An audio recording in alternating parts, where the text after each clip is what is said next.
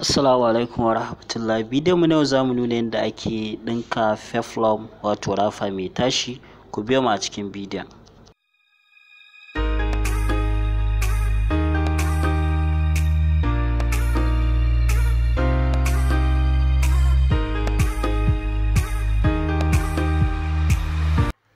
Idan kana so za ka yi rafa wato peplum shine wato rafa mai tashi, farko za ka samo yadinka ko kai amfani da yadi biyu sai ka ninka shi ka fitar da rafa, ko kai amfani da yadi 1 da rabi ka ninka ka fitar, ko ma yadi 1. Kawai abin da ake so shine rafan ya kasance yana da faɗi sosai, bakin rafan da ka yanka ya kasance shi ma yana da girma sosai, shine zai isa ka yi tattarar ka yadda ya kamata.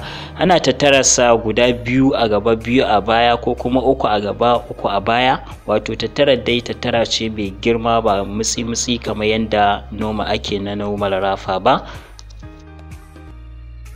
Sannan akwai mai step wato shine rafa mai hawa wanda a yanzu shine wanda nake shirin yi yanzu.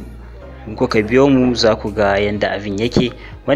Wannan shine step din, already na riga na yanka shi. Dama na yi magana za ka yanka shi ne da girma ta yadda za ka samu damar da za ka yi tattara. Wato zai kasance kenan wannan shine mai tsayi kenan. Na saka step color kamar yadda kuke gani. Sannan akwai abin da ake kira da crinoline. Wannan crinoline za a gan shi akwai baki akwai fari kamar yadda kuke gani mai raga. Sannan bayan shi akwai abin da ake kira da hemigum. Wannan shine hemigum, ana amfani da shi ma wajen manne wannan wato crinoline din a jikin wato atamfarka. Farko idan zaka ɗinka zaka sami atamfar sai ka sata daga ƙasa, sannan sai ka ɗora landing, sannan sai ka ɗora hemigum. In ka ɗora hemigum sannan sai ka ɗora crinoline, sannan sai ka ƙara ɗora hemigum, sannan sai ka ɗinka, sai ka take, sannan sai ka goge shi, zaka ga ya kwanta. Amma kamar yadda kuke gani ni already abinda na haɗa shine bayan step color da na saka ta ɗinki normal soft, na saka crinoline din, sannan na saka hemigum, already na riga na hada na goga su. Saboda haka ga landing shi kuma zan dora shi daga baya, zan dinka shi tun daga farko har zuwa ƙarshe.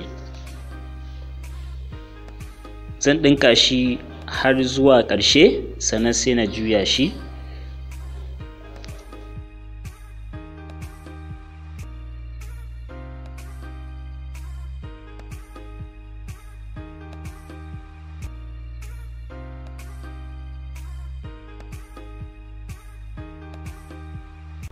Gashi na ɗinka shi har zuwa ƙarshe, saboda haka nan na ɗan saba shi kamar yadda kuke gani. Zan ɗinka shi ma zuwa ƙarshen nan, sannan ɗaya gefen shi ma abin da zan yi masa kenan shine sai na juya shi. Shine za ku ga landing ɗin da crinoline ɗin, da landing da crinoline da kuma hemigum ɗin zai zama duk sun shige ciki.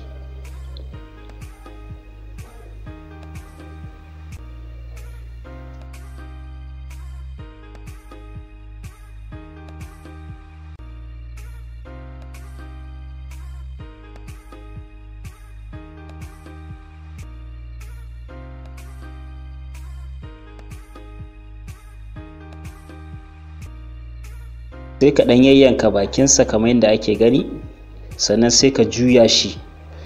Idan ka juya shi so samu ka samu iron sai ka goga shi. Idan ka goga shi zaka ga yayi kyau, yayi neat, ya kwanta yadda ake so. Sannan sai ka dawo sai ka ɗinke bakin nan har zuwa ƙarshe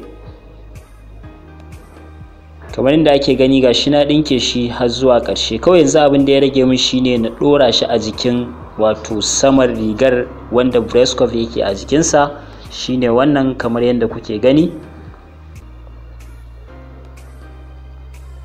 Za ka ɗora shi sai ka mai tattararsa, sannan sai ka dawo sai ka ɗauko rafar rigar, shi babban rafan kenan, shi ma sai ka ɗora ka yi masa tattararsa.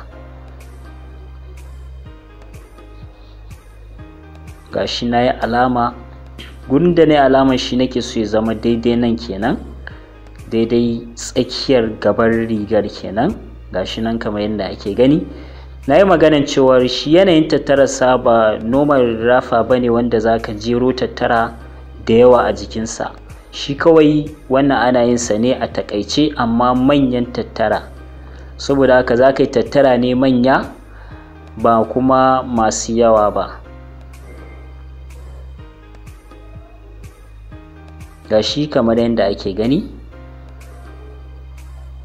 zan yi masa tattara. So samu idan kana yi ka ringa haɗa da iron kana goge shi yadda ya kamata.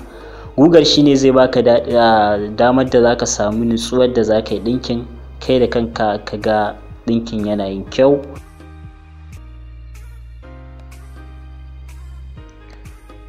Sannan idan ka lura da yadda nake yin tattarar, nan na lankwaso shi yayi kallo ni, sannan nan kuma zan lankwasa shi sai ya kalli can, wato zaka haɗa bakin su kenan kamar yadda ake gani.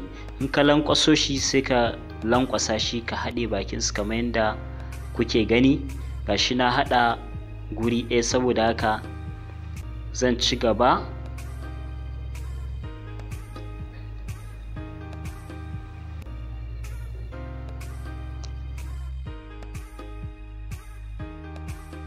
Sannan nan ma gashi zan ƙara yin wata, zan lankwaso shi ya kallo ni, sannan sai na ƙara lankwasa shi ya kalli can gefen kenan kamar yadda kuke gani. Gashi zan lankwasa, gashi na haɗe bakin su, shi ma zan ɗinka shi.